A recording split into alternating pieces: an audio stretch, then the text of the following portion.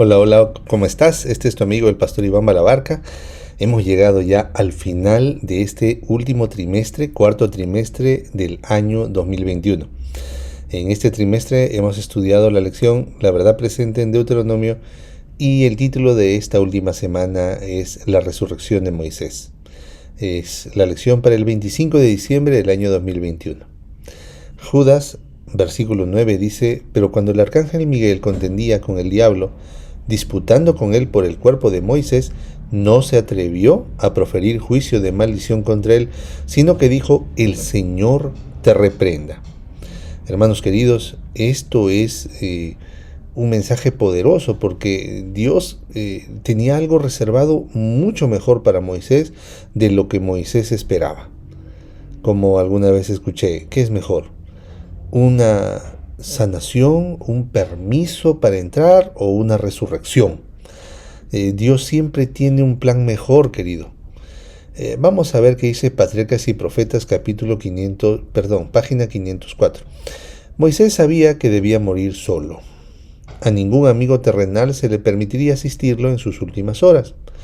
La escena que le esperaba tenía un carácter misterioso y pavoroso que le oprimía el corazón. Mira qué interesante cómo Dios permitió que estos últimos momentos del ministerio de Moisés tuvieran un carácter misterioso y pavoroso. Daba miedo, daba miedo.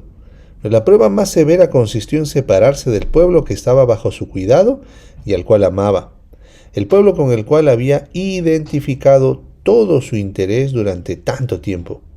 Pero había aprendido a confiar en Dios y con fe incondicional se encomendó a sí mismo y a su pueblo al amor y la misericordia divinos.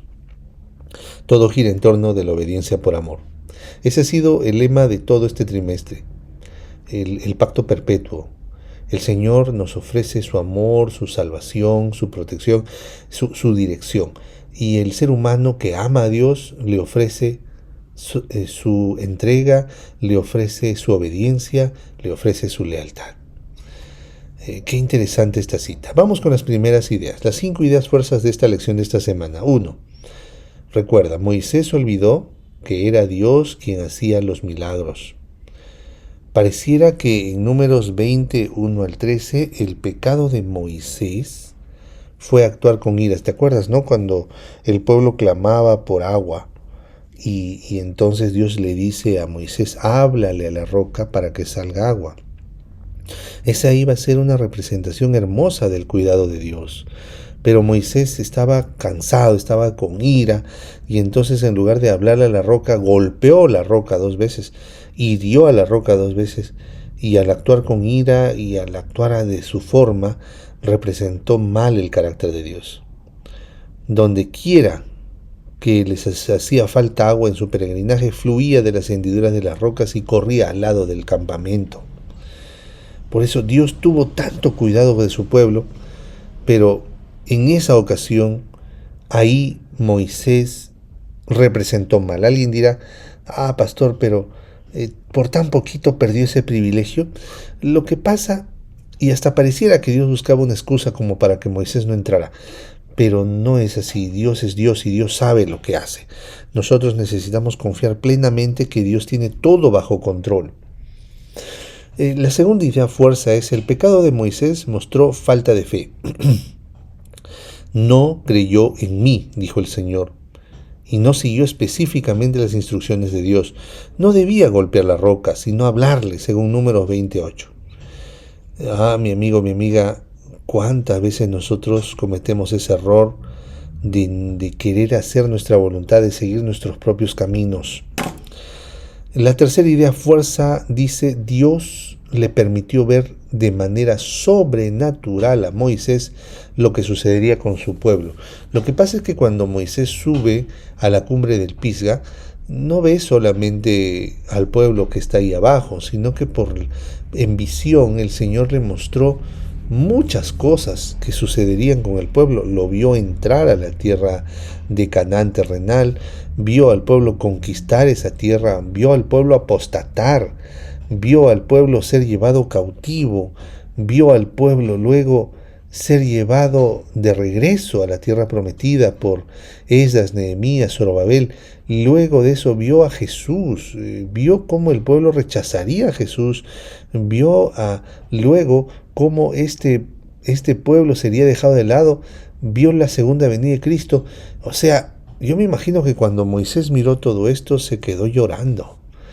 Y yo me imagino que Moisés habrá dicho gracias por no haberme permitido dejarlos entrar, o no haberlos llevado yo hacia adentro, ¿no?, de la tierra de Canaán. Tenía reservado Dios algo mejor. Ojo, cómo el Señor cumpliría su parte del pacto, se lo mostró Dios a Moisés. Moisés vio cómo el pueblo no cumplió su parte del pacto, lo vio. Y en medio de ese dolor Dios tenía reservado algo mejor para su siervo. Pueden ustedes mirar el capítulo correspondiente a la muerte de Moisés en Patriarcas y Profetas. Luego tenemos en la idea cuarta, Moisés murió. Judas 9 nos dice que a pesar del horrendo pecado de él, Cristo resucitó a Moisés y lo llevó, pero a través de un nuevo éxodo. Ahora Moisés era el pueblo y Jesús era el nuevo Moisés, y se lo llevó a través de las galaxias a la Canaán celestial. ¡Qué maravilla! O sea, Dios le dijo, no vas a entrar guiando a este pueblo a una Canaán terrenal donde este pueblo va a apostatar, va a dejarme. Ahora tú vas a ser el pueblo y yo te voy a llevar a la Canaán celestial para que allí habites. ¡Qué maravilla! Miren a Moisés. O sea, era mejor lo que Dios tenía. Por eso cada vez que Dios te dice no, no, es un sí más profundo, es un sí perfecto, es un sí real. La quinta y última idea fuerza, la resurrección es la gran esperanza de los que durmieron creyendo en Cristo. Sin ello no habría sentido de vida. Se nos llama a ser fieles para estar con Dios durante la eternidad.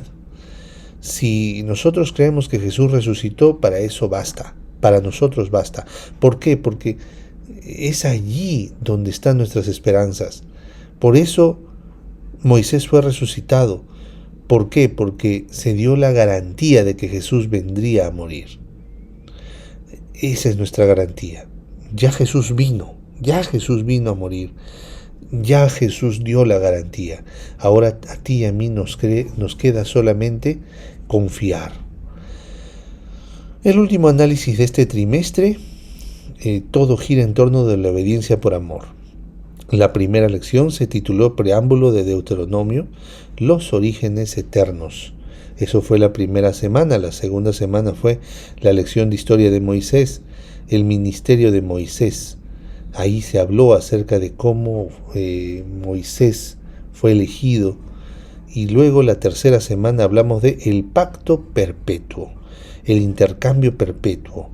¿Cuál es? Ya lo dijimos, Dios nos da su cuidado, su salvación, y nosotros le damos a Él lealtad. Y esto ha sido siempre así. Eso ha sido desde las edades eternas y seguirá siendo así, por eso se llama pacto perpetuo. La cuarta semana hablamos de amarás al Señor tu Dios. O sea, para que el pacto perpetuo funcione, primer componente, tienes que amar al Señor tu Dios como Él necesita ser amado. Y el segundo componente es la semana quinta, amar a tu prójimo, o sea, al extranjero que está dentro de tus puertas. Amar a tu prójimo como a ti mismo, ¿verdad? Entonces, tu vida habla de tu Dios. Ese es el resumen. La sexta semana hablamos acerca de ¿por qué nación grande hay? ¿Por qué Israel era una gran nación? Porque obedecía a las leyes. O sea, era grande por las leyes que tenía y era más grande porque su grandeza estaba en obedecer. La lección clímax de todo este trimestre fue la ley y la gracia. Me das amor, te doy salvación. Ese es el intercambio perpetuo, el pacto perpetuo. ¿Ok? La ley me condena, la gracia me salva. Muy bien, hasta aquí llegamos a la lección 7. Vamos con la lección 8, que tiene que ver con la lección 6. La lección 8 se tituló Escoge pues la vida. ¿Cómo escojo yo la vida? Pues obedeciendo las leyes, según la lección 6. La grandeza está en obedecer. ¿Ok? Y ahí vienen las advertencias. Entonces se condice la sexta con la octava semana. Luego tenemos la semana número 9, Cuando te convirtieres de todo tu corazón se tituló Tu vida habla de tu Dios. O sea, de manera concreta, si te conviertes de tu corazón, vas a empezar a ser obediente y vas a amar a tu prójimo, como dice la lección número 5 también. Se condicen, se complementan. La siguiente semana es la lección 10. Acuérdate, no olvides. ¿Y de qué me debo acordar? Acuérdate de tus fracasos y no olvides la gracia de Dios. ¿Ok? Para que esto funcione. O sea, para que esto funcione, recuerda que Dios te ama, que debes amar al Señor tu Dios. Y cuando amas al Señor tu Dios, acuérdate que Él te tiene paciencia. Entonces se complementan la lección 4 con la lección 10. Luego tuvimos la lección 11, el Deuteronomio en el resto del Antiguo Testamento, y nos sigue hablando del pacto perpetuo, del intercambio perpetuo que se nos habló en el capítulo, en la semana 3, capítulo 3. Luego tenemos el Deuteronomio en el Nuevo Testamento, el ministerio de Moisés.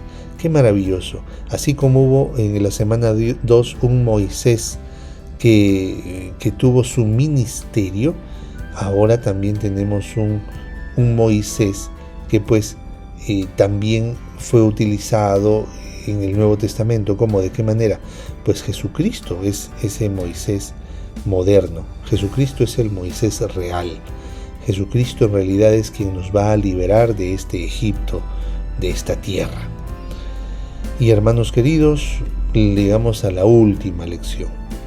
Así como en la lección 1 hablamos los orígenes eternos del Deuteronomio, ahora en la lección 13 hablamos del destino eterno de los que obedecen el pacto de Deuteronomio. Y eso lo vimos en la resurrección de Moisés, que fue para toda la eternidad.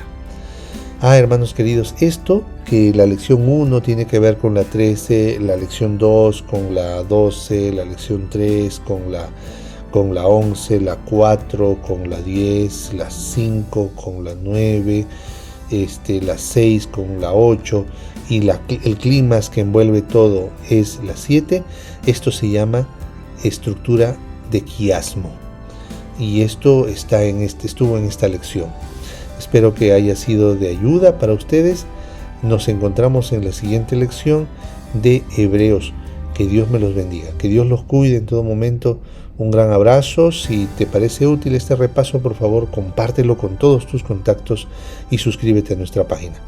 Así estamos analizando la lección de manera más profunda. Que Dios te bendiga, que Dios te cuide.